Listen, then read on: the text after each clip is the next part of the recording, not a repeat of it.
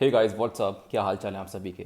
तो I hope जो पिछला मैंने आप सभी को चैप्टर पढ़ाया था, जो टॉपिक पढ़ाया था सार्कोप्लाज्मिक हाइपरट्रॉफी और मायोफिब्रिलर हाइपरट्रॉफी, वो समझ में आ गया होगा। देखो, पहले जो पिछले वाले जितने भी टॉपिक हैं ना, उसको क्लियर करके आना, तभी आगे वाली चीज़ों को समझ में आएगा तुम्हें। अदरवाइज़ तुम्हें कोई भी चीज़ समझ में नहीं आ पाएगी। और हाँ, एक और चीज़ कहना चाहूँगा, मुझसे ना बहुत से लोग कमेंट सेक्शन में ये पूछ रहे थे कि भाई ये भी बता दिया करो कि कौन से इंपॉर्टेंट क्वेश्चंस हैं जो एग्ज़ाम में आएंगे। देखो, मैं वो चीज़ तो मैं तुम्हें बताऊँगा ही बताऊँगा फॉर श्योर। जैसे कि अपना ये टॉपिक ख़त्म हो जाता है ना पूरा चैप्टर, देन लास्ट में जो है मैं आप सभी को क्वेश्चंस बताऊंगा कि कौन कौन से क्वेश्चंस जो है वो इंपॉर्टेंट है। लेकिन एक और चीज़ मैं कहना चाहता हूँ तुम सभी को, देखो यार, अपना जो मेन गोल है ना, अपने को चीज़ों को रटना नहीं है। अपने को सारी की सारी चीज़ें ना समझनी है। ए टू जेड जितनी भी चीज़ें हैं ना, वो एकदम अच्छे तरीके से समझना है। क्योंकि अपने को नॉर्मल पर्सनल ट्रेनर नहीं बनना है भाई, अपने फील्ड के हमें धुरंधर बनना है। और धुरंधर बनने के लिए तुम्हें ये जो जो भी चीज़ मैं पढ़ा रहा हूँ ना, उसका बेसिक कंसेप्ट तुम्हें ए टू जेड क्लियर होना चाहिए। अगर कोई तुरंत ऐसे बोले कि भाई मायोफिब्रिल क्या होती है, अगर तुम्हारे सामने, क्योंकि देखो, तुम्हें जब आगे चल के तुम पर्सनल ट्रेनर बनोगे तो तुम्हारे सामने बहुत सारे क्लाइंट्स आएंगे, स्पेशली अगर तुम डॉक्टर्स वगैरह को ट्रीट करोगे या उनके साथ अगर उनकी पर्सनल ट्रेनिंग ले रहे हो, तो उनको समझाने के लिए तुम अपनी ये चीज़ें तो यार जो तुमने रट्टाफिकेशन की हुई है, वो तो उनको उस तरीके से समझा नहीं पाओगे। तो ऑब्वियसली बात है, अपने कंसेप्ट को क्लियर करो, ताकि तुम्हारे सामने कोई भी आ जाए, तुम्हारा कॉन्फिडेंस लेवल बढ़ता है उससे। ठीक है।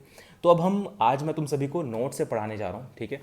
अब नोट्स में देख लो, पहले भी मैंने अपने नोट्स वगैरह जो है बना रखे हैं। आपको मैंने पिछली वीडियो जो है समझाने के लिए उस तरह से समझाया था, ताकि आपको अच्छे तरीके से समझ में आ जाए। जहाँ पे भी लगेगा कि हाँ भाई मुझे समझाने की ज़रूरत है, फेस वाली वीडियो की ज़रूरत, तो मैं उस तरीके से समझाऊंगा। तो चलिए अब अपनी वीडियो को आगे बढ़ाते हैं। तो देखो, हमने अपना सार्कोप्लाज्मिक कर लिया था, मायोफिब्रिल कर लिया था। अब एक और तरीके की हाइपरट्रॉफी होती है, उसको हम बोलते हैं ट्रांजिएंट हाइपरट्रॉफी। सो ट्रांजिएंट हाइपरट्रॉफी बेसिकली होती क्या है, इसकी हम डेफिनेशन देखने पहले। A term denoting the so-called muscle pump as a response to resistance training. The volume of sarcoplasmic fluid in the muscle surrounding myofibril increases, result in the increase of cross sectional area of the muscles. देखो, अब मैं एक चीज़ बताता हूँ। आपने देखा होगा कि जब हम वर्कआउट करते हैं, स्पेशली जब हम रेजिस्टेंस ट्रेनिंग करते हैं, तो उस ड्यूरेशन में हमारा जो है पंप आता है। जैसे लेट सपोज कि आपने चेस्ट की एक्सरसाइज करी या बाइसेप्स की एक्सरसाइज करी, जो पंप आता है ना, उस पर्टिकुलर टर्म को भी हम क्या बोलते हैं, ट्रांसिएंट हाइपरट्रॉफी बोलते हैं। उस टाइम पे भी हमारा जो मसल का साइज होता है वो बड़ा दिखता है ना हमें, कि हाँ भाई ये हमारा मसल जो है बड़ा हो गया है। लेकिन उसको हम सार्कोप्लाज्मिक भी नहीं बोलेंगे, उसको हम मायोफिब्रिल भी नहीं बोलेंगे, उसको हम बोलते हैं ट्रांसिएंट हाइपरट्रॉफी। मेन डिफरेंस क्या होता है वो मैं समझाता हूँ। देखो, अब देखो यहाँ पे मैंने लिखा भी हुआ है, कहाँ गया, देखो, volume of sarcoplasmic fluid in the muscle cells increases. अब देखो, जो सार्कोप्लाज्मिक फ्लूइड का जो वो होता है ना वॉल्यूम, वो बढ़ जाता है। इसकी वजह से तुम्हारा जो है ट्रांसिएंट हाइपरट्रॉफी होता है। अब मैंने एक और चीज़ लिखी है कि अब देखो, this does not cause greater muscle contraction force, यानी कि यहाँ पे आपका ज़्यादा मसल कॉन्ट्रैक्शन फोर्स नहीं होता। बोले तो, अगर मैंने आपको पिछली वीडियो में समझाया था ना कि जो मायोफिब्रिल हाइपरट्रॉफी होती है, उसके अंदर क्या रहता है कि आपका जो मसल कॉन्ट्रैक्शन फोर्स होता है वो बढ़ जाता है। लेकिन यहाँ पे कुछ ऐसा नहीं होता, यहाँ पे बेसिकली नॉर्मल पंप है। तो इतना समझ लो कि भाई जब पंप आता है, उस पर्टिकुलर टर्म को हम बोलते हैं ट्रांजिएंट हाइपरट्रॉफी। अब हम अगले टॉपिक के बारे में बात करते हैं। अगला जो टॉपिक है वो है factors influencing muscle strength and hypertrophy. अब देखो, ऐसे कौन कौन से फैक्टर्स होते हैं जो तुम्हारा मसल स्ट्रेंथ को और हाइपरट्रॉफी को इन्फ्लुएंस करता है। ठीक है। उसके अंदर मैंने ये पॉइंट्स लिखे हुए हैं। अगर तुम्हें ये इसके स्क्रीनशॉट लेना है तो पहले स्क्रीनशॉट ले लो। अगर वीडियो पॉज करके देखना है तो अपने नोट्स बनाने हैं तो तुम ऐसे भी बना सकते हो। ठीक है। अब हम एक एक करके पढ़ते हैं। देखो, कौन कौन से ऐसे फैक्टर्स हैं जो तुम्हारे मसल की स्ट्रेंथ को और हाइपरट्रॉफी को इन्फ्लुएंस करते हैं। तो उसके अंदर सबसे पहली चीज़ है वो है तुम्हारा हार्मोन का लेवल। अब देखो, जीएच हार्मोन यानी कि ग्रोथ हार्मोन एंड टेस्टोस्टेरोन, ये जितना ज़्यादा होता है उतना ज़्यादा आपका मसल का डेवलपमेंट होता है। अब तुमने देखा होगा कि जो स्टेरॉइड्स वगैरह लेते हैं, जो बॉडी बिल्डर्स होते हैं, जो स्टेरॉइड्स वगैरह लेते हैं, वो बेसिकली अपना जीएच के इंजेक्शन लगाते हैं, टेस्टोस्टेरोन के इंजेक्शन लगाते हैं, ताकि उनका जो मसल का ग्रोथ है ना, मसल की डेवलपमेंट है साइज वाइज। स्पेशली अगर आप बॉडी बिल्डिंग के टर्म में बात करोगे तो उनके अंदर सार्कोप्लाज्मिक हाइपरट्रॉफी होती है, तो उनका जो ओवरऑल मसल का डेवलपमेंट है वो काफ़ी ज़्यादा होता है। क्यों? क्योंकि उनके अंदर जीएच हार्मोन और टेस्टोस्टेरोन हार्मोन काफ़ी ज़्यादा होता है। वो बाहर से इंजेक्ट करते हैं ना, तो मैंने तुम्हें बताया था ना, वो स्पोर्ट्स पर्टिकुलर स्पोर्ट होता है, तो उसके अंदर बाहर से वो लोग जीएच हार्मोन और टेस्टोस्टेरोन हार्मोन को इंजेक्ट करते हैं, जिसकी वजह से उनका जो मसल का डेवलपमेंट है वो ज़्यादा होता है। अब जो अगला टॉपिक है, अगला जो फैक्टर है, क्या चीज़ है, वो है तुम्हारा जेंडर।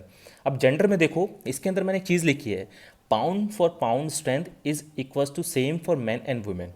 अब देखो, इसके अंदर मैं सिंपल सा तुम्हें एग्जांपल तौर पे समझाता हूँ। मान लो एक 50 किलो का आदमी है या 50 किलो की औरत है और 80 किलो का आदमी है। ठीक है। 50 किलो की जो औरत है 50 किलो से तुम्हारा स्क्वाट कर रही है, वहीं पे 80 किलो का आदमी 80 किलो से स्क्वाट कर रहा है, यानी कि जो उसका बॉडी वेट है उतने सेम अमाउंट में वो दोनों स्क्वाट्स कर रहे हैं, ठीक है। तो इसके अंदर उनका जो स्ट्रेंथ कहलाएगी वो पाउंड फॉर पाउंड कहलाती है, यानी कि जितना उनका बॉडी वेट है उस हिसाब से इतना समझ लो कि भाई जैसे लेट सपोज एक बहुत ही इजी एग्जांपल देता हूँ। अगर मैं बोलूँ तुम्हें कि मछली, हम लोग एक बोलते हैं ना, कहावत बोलते हैं कि भाई मछली जो है उड़ नहीं सकती और जो पक्षी हैं वो तैर नहीं सकते, ठीक है। क्योंकि हर किसी की अपनी अपनी काबिलियत होती है। मछली का काम क्या होता है? तैरना। पक्षी का काम क्या होता है? उड़ना। तो ठीक इसी तरह से जो एक 50 किलो की औरत है और वो 50 अपने स्ट्रेंथ के हिसाब से एकदम अच्छी तरीके से अपना वेट लिफ्ट कर रही है, उसके अंदर जो स्ट्रेंथ होगी, और प्लस 80 किलो का जो आदमी है उसके अंदर जो स्ट्रेंथ होगी उसको हम बोलते हैं पाउंड फॉर पाउंड स्ट्रेंथ। ये आदमी और औरत के लिए दोनों सेम होती है, लेकिन एक चीज़ का डिफरेंस होता है। वो क्या डिफरेंस है? कि जो टोटल स्ट्रेंथ होती है वो आदमियों में ज़्यादा होती है एज कंपेयर टू फीमेल। ऐसा क्यों होता है? क्योंकि मैंने अपनी पिछली वीडियोस में, अगर तुमने ध्यान से देखा होगा तो उसके अंदर मैंने तुम्हें बताया है कि जो फीमेल होती हैं उनके अंदर एज कंपेयर टू मेल कम मसल मास होता है, ठीक है।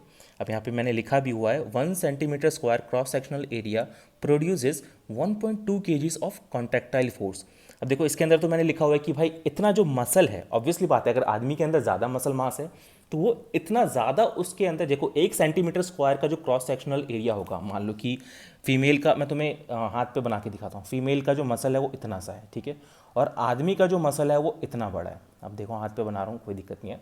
अब फीमेल की जो मसल का क्रॉस सेक्शनल एरिया है, क्रॉस सेक्शनल एरिया कुछ नहीं, सिंपल से समझ लो कि ये जो एरिया है इसका एरिया छोटा है।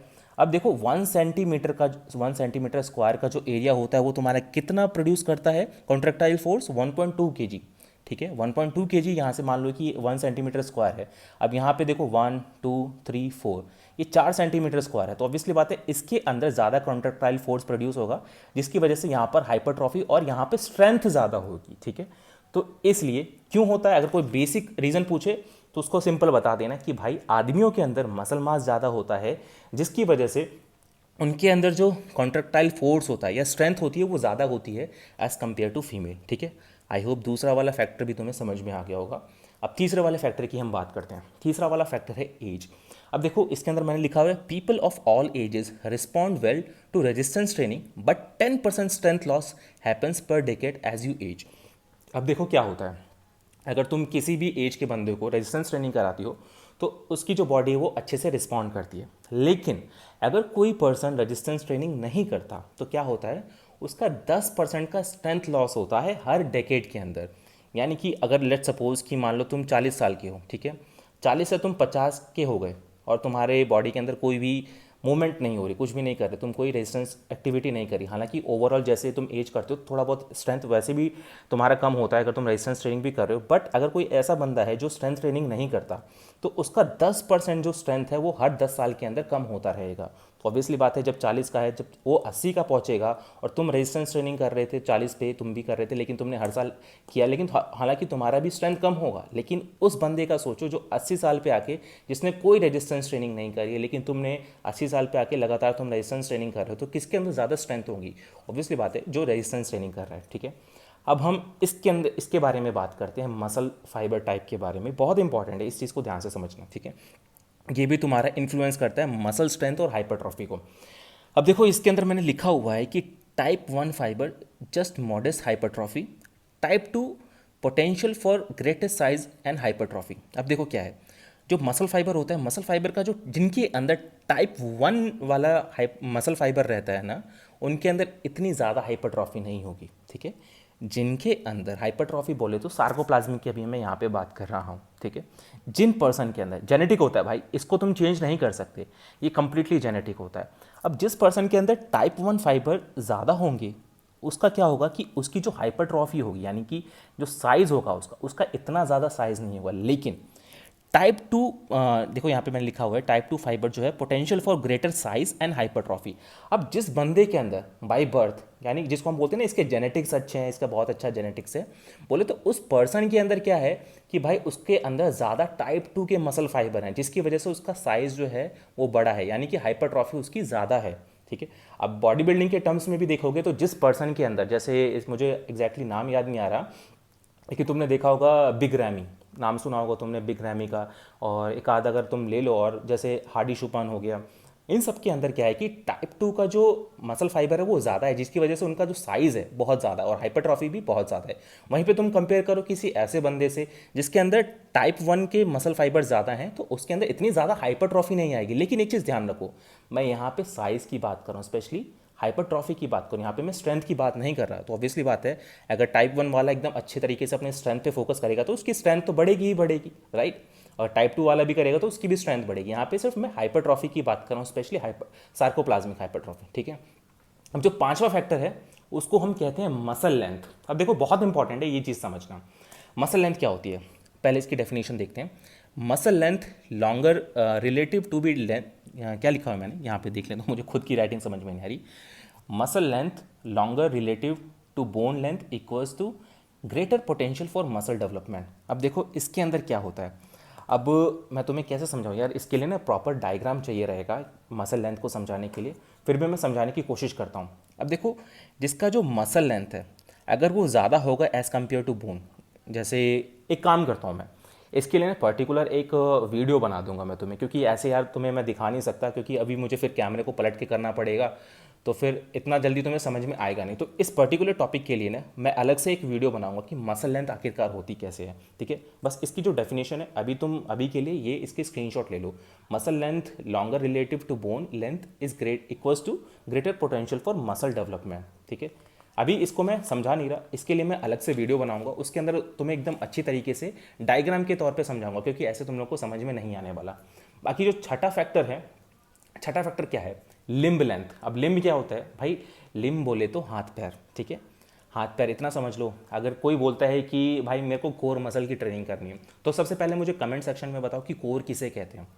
कोर का मतलब होता है remove your upper and lower limbs, that is called as core.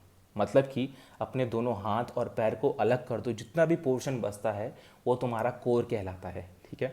अब हम लिम्ब लेंथ की बात कर रहे हैं, यानी कि हाथ पैर की लंबाई की बात कर रहे हैं। अब देखो shorter limbs is equals to greater strength and long limbs is equals to less strength. तुमने जिम में कभी ये नोटिस किया है कि जो छोटे से बच्चे होते हैं, बच्चे नहीं मतलब कि जिनकी हाइट छोटी होती है, यानी जिनके हाथ पैर छोटे होते हैं, वो एकदम दबा के अपने squats bench press heavy weight लगाते हैं एकदम अच्छे तरीके से। लेकिन वहीं पे कोई लंबा पर्सन होगा तो उसके अंदर तुम्हें इतनी ज़्यादा स्ट्रेंथ देखने को नहीं मिलेगी अगर तुम दोनों बंदे को कंपेयर करते हो। ऐसा क्यों होता है, क्योंकि just because of their limb length.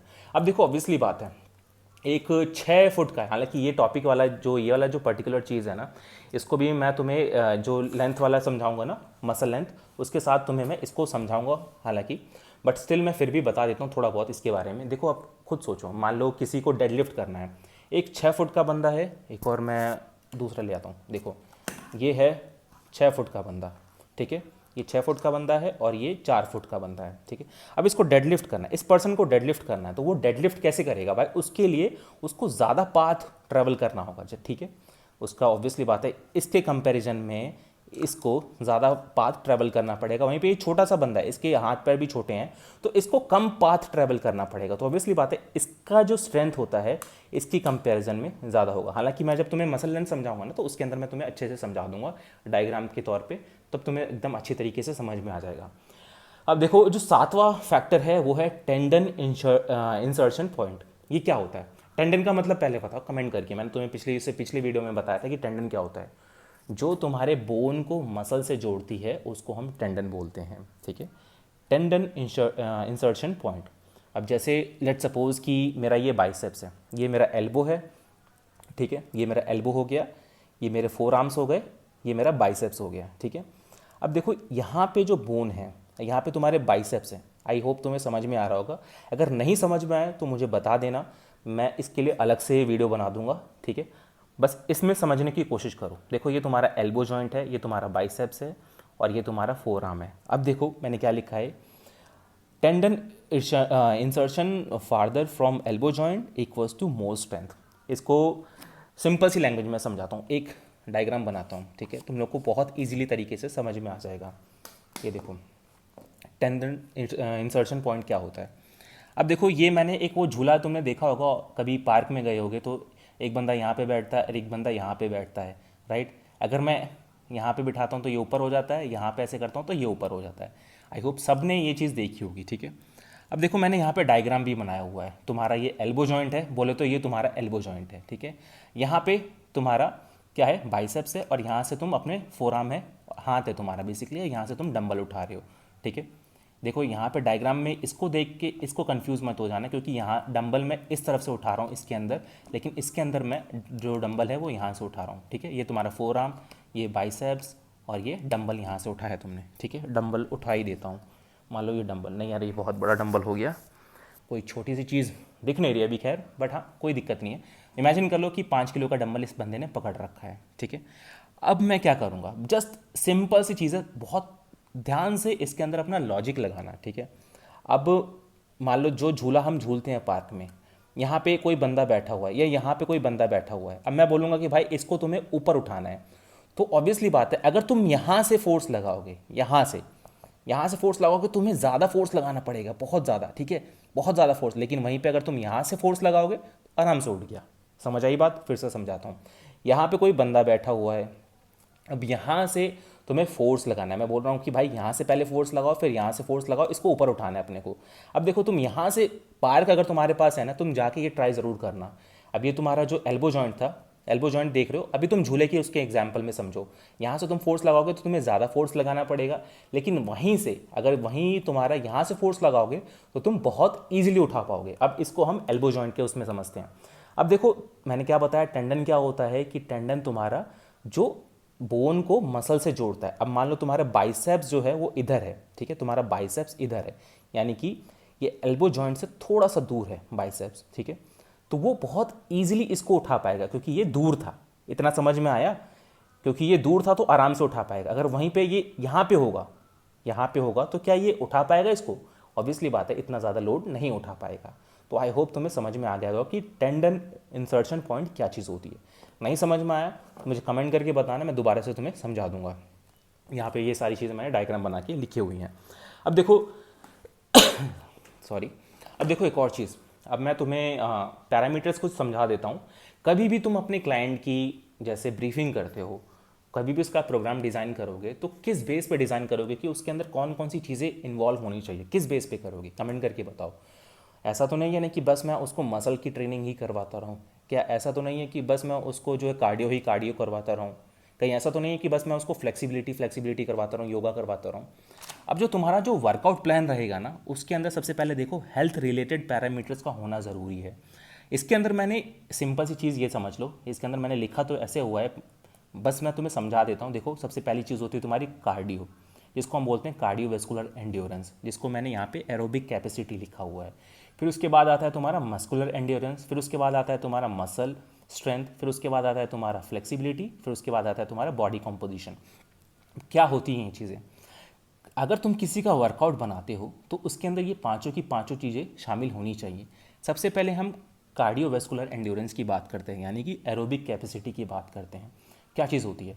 Simple सा समझो, एरोबिक कैपेसिटी यानी कार्डियोवैस्कुलर एंड्योरेंस का मतलब क्या हुआ? तुम्हारे हार्ट की और रेस्पिरेटरी ऑर्गन की हेल्थ को हम कार्डियो रेस्पिरेटरी एंड्योरेंस या फिर एरोबिक कैपेसिटी बोलते हैं, ठीक है।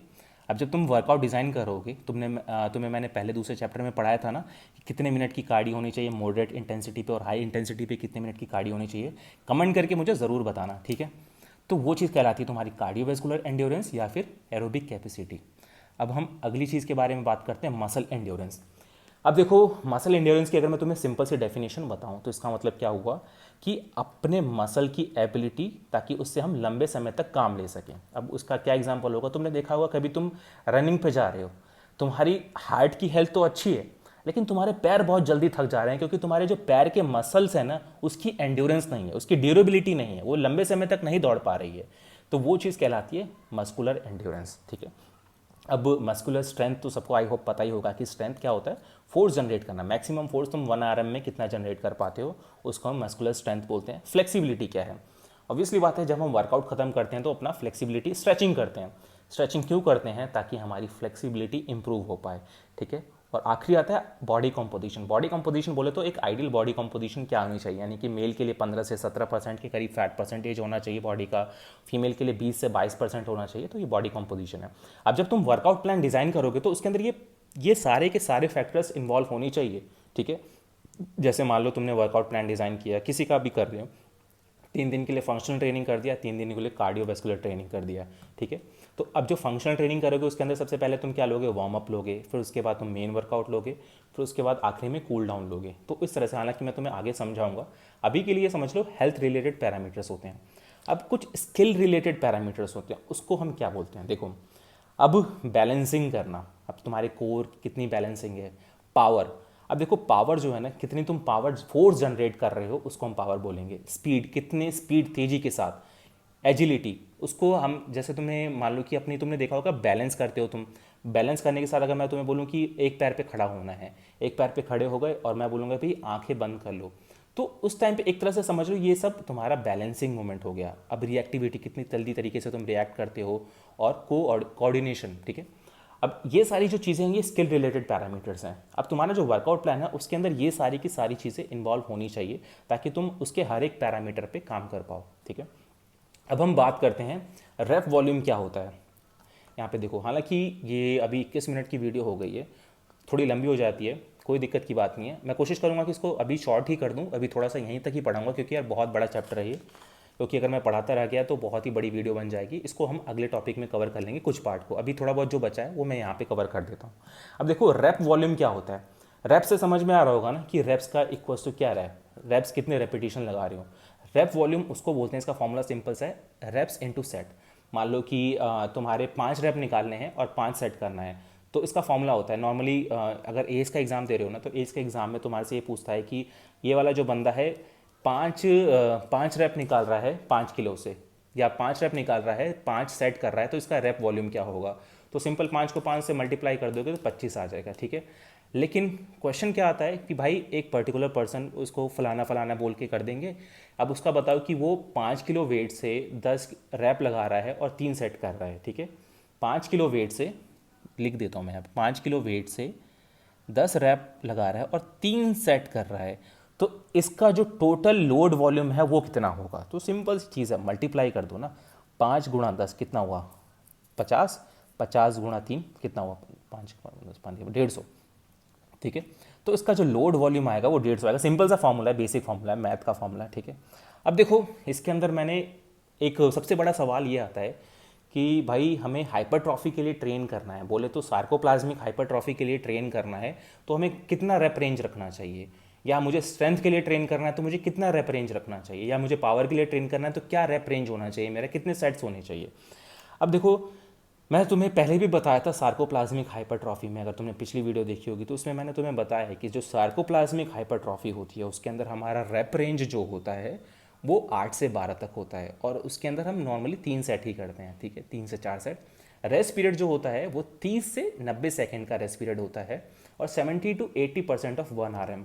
1 RM क्या होता है मुझे कमेंट करके ज़रूर बता देना भाई, ठीक है। पता चले मैं तुम्हें बता रहा हूँ लेकिन तुम्हें समझ में नहीं आ रहा, अगर नहीं आ रहा तो मुझे बता दो। अगर तुमने पीछे वाली वीडियो देखी होंगी तो तुम्हें पता होगा, अगर नहीं देखी डायरेक्टली यहाँ पे जंप किए तो नहीं आ रहा होगा, फिर भी मुझे कमेंट करके बताओ कि 1 RM क्या होता है, और अपना लिखना 1 RM तुम्हारा कितना है स्क्वाट्स पे, बेंच प्रेस पे और डेडलिफ्ट पे 1 RM कितना है, ठीक है।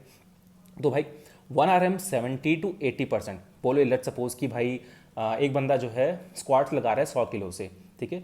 तो 100 किलो का 70% कितना हुआ, निकालो, 100 किलो का 70% जितना भी होगा, अब वो उस पर्टिकुलर वेट से उसको कितने 12 रैप्स करने हैं, 3 सेट करने हैं, और सेट्स के बीच में कितना रेस्ट रहेगा उसका 30 से 90 सेकंड का। तो उस टाइम पे वो अपनी हाइपरट्रॉफी को ट्रीट करेगा, हाइपरट्रॉफी बोले तो सार्कोप्लाज्मिक हाइपरट्रॉफी।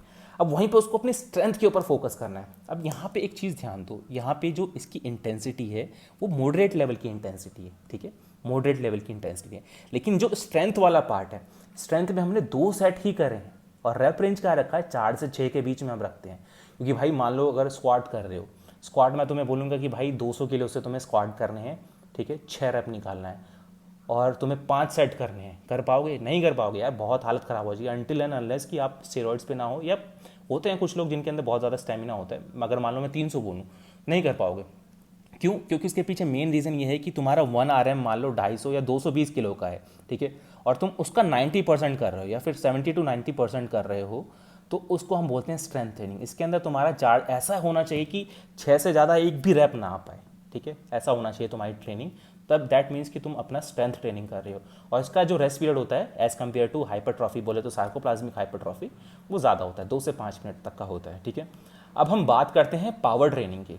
अब पावर ट्रेनिंग क्या होता है? अब देखो दोस्तों, पावर समझ के तुम्हें लग रहा हो कि भाई बहुत ही ज़्यादा बॉडी बिल्डिंग वाला जो पावर लिफ्टिंग करते हैं वो वाली होती है। नहीं, ऐसा नहीं होता। ये वाला जो पावर है इसका मतलब होता है स्पीड। तुमने देखा होगा ओलंपिक के अंदर क्लीन एंड जर्क करते हैं, जो क्लीन एंड जर्क वाली जो मूवमेंट होती है वो वाला है ये पावर ट्रेनिंग, ठीक है। जब तुम्हें मैंने अपनी जो पहली वाली IFT मॉडल समझाया था तो उसके अंदर मैंने तुम्हें बताया था ना स्टेबिलिटी, मोबिलिटी, फिर उसके बाद कौन कौन से फेजेस आते हैं, और लास्ट में तुम्हें बताया था मैंने पावर वाला फेज आता है, ठीक है। तो ये है वो क्लीन एंड जर्क, जैसे पर्टिकुलर ये स्पोर्ट्स से रिलेटेड होता है। तो इसके अंदर 3 सेट करते हैं, 5 रैप करते हैं, क्योंकि इसके अंदर भी भाई स्ट्रेंथ बहुत ज़्यादा हायर होती है, ठीक है। 5 रैप ही निकाल पा रहे हैं, और जो इसका जो कितना रहता है वेट, ऑब्वियसली बात है approximately greater than 90% of your 1 RM रहता है, ठीक है।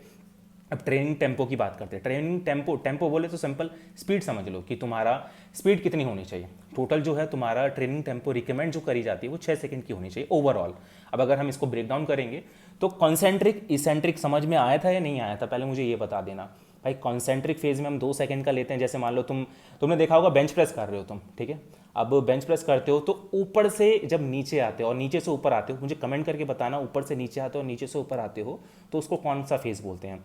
तो और कौन से फेज में तुम बहुत जल्दी नीचे आ जाते हो और कौन से फेज में तुम जल्दी ऊपर आते हो। तो देखो कॉन्सेंट्रिक के लिए हमने 2 सेकंड का वो लेते हैं कि भाई ऐसे मैं लेके गया कॉन्सेंट्रिक में 2 सेकंड का, और जब नीचे लेके आना तो स्लो टेम्पो पे। जैसे मान लो कोई बाइसेप कर्ल कर रहा है, मान लो एक बंदा है वो बाइसेप्स कर्ल कर रहा है, तुमने देखा होगा ट्रेनर बोलते हैं कि भाई नीचे आ रहा है तो स्लो आ, ठीक है। तो 4 सेकंड में नीचे आ रहा है, वो वापस ऊपर जाता है तो 2 सेकंड में ऊपर आ जाता है। तो इस तरह से ट्रेनिंग टेम्पो होता है। ये तुम्हारा नॉर्मल रिकमेंड किया जाता है। ओलंपिक वालों के लिए जो ट्रेनिंग टेम्पो होता है जैसे क्लीन एंड जर्क होता है वो फास्ट होता है। तुमने देखा जैसे अभी मीराबाई चानू जो है वो जीती है, तो उसका टेम्पो देखना, अगर वो स्लो करेंगे तो भाई वो तो गिर ही जाएंगे वहाँ पे, क्योंकि इतनी पावर नहीं हो पाती। और यहाँ पे एनर्जी सिस्टम का बहुत इंपॉर्टेंट रोल होता है। कौन कौन से एनर्जी सिस्टम का रोल होता है मैंने तुम्हें पीछे पढ़ा रखा है, ठीक है। अगर तुमने एकदम अच्छे तरीके से कंसेप्ट क्लियर किया होगा तो तुम्हें समझ में आ गया होगा। जो ओलंपिक लिफ्ट होते हैं उसके अंदर फास्ट टेम्पो होता है। अब जो पावर लिफ्टिंग होते हैं, तुमने देखा होगा पावर लिफ्टिंग में स्पेशली बेंच प्रेस करते हैं, स्क्वाट्स करते हैं, डेड लिफ्ट करते हैं।